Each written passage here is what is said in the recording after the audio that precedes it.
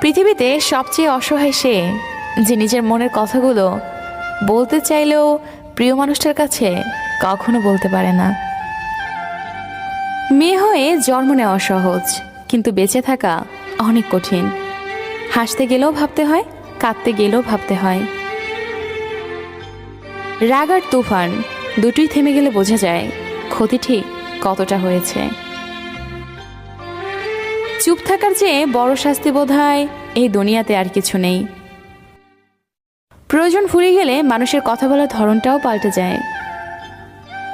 তাই লজ্জার কিছু নেই। যারা ভালোবাসতে জানে তারা কাঁদতেও পারে।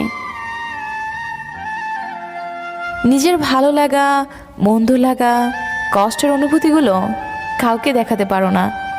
একটু চিৎকার করে কাঁদতে পারে না, শুধু মৃদু হাসির আড়ালে চোখে জল লুকিয়ে রাখে।